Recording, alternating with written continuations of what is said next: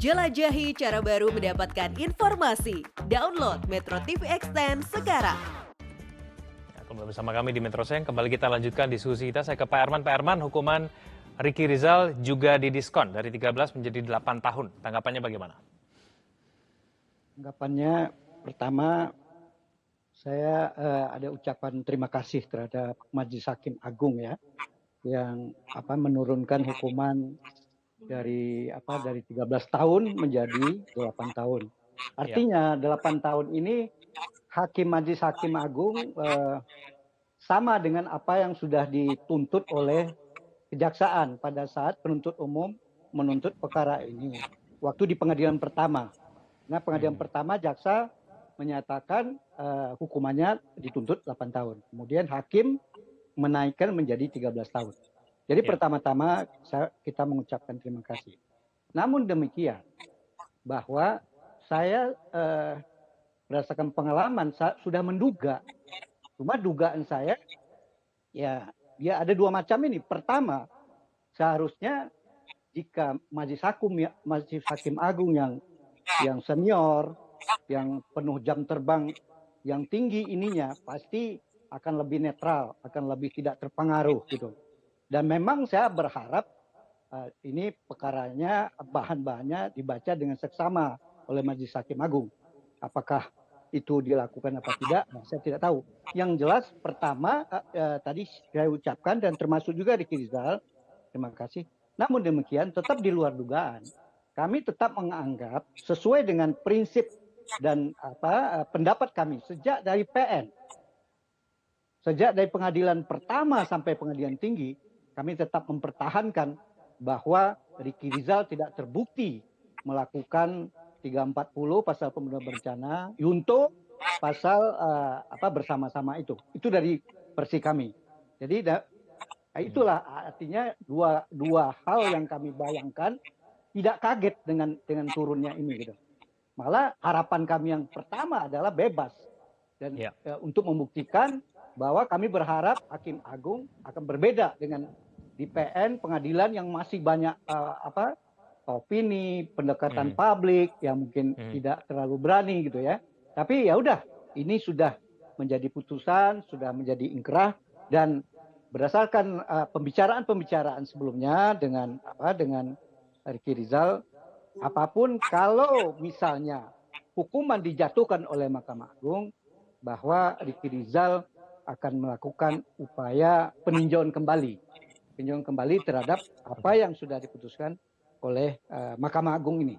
Jadi begitu Pak, ini bahwa prinsipnya kami tetap sama dengan perjuangan DPN, penilaian di pengadilan pertama dan pengadilan tinggi, bahwa tetap berbeda pendapat kami dari baik majelis PN, pengadilan tinggi maupun Mahkamah Agung.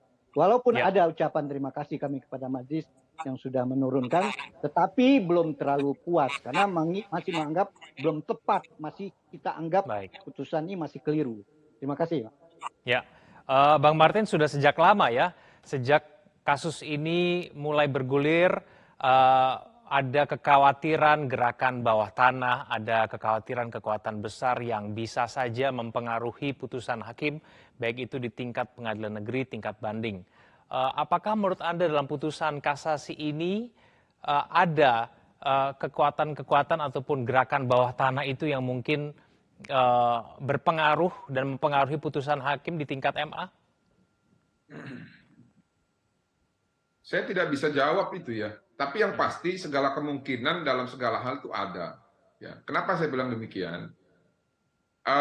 Dalam proses sebelumnya, saya sangat yakin kenapa putusannya itu menurut versi orang banyak ya, dan juga menurut keluarga korban mencerminkan rasa keadilan dan empati karena kita sama-sama ya memperhatikan ya baik rakyat melalui sosial media, rekan-rekan pers ya sebagai pilar demokrasi juga terus-terusan memantau perkara ini.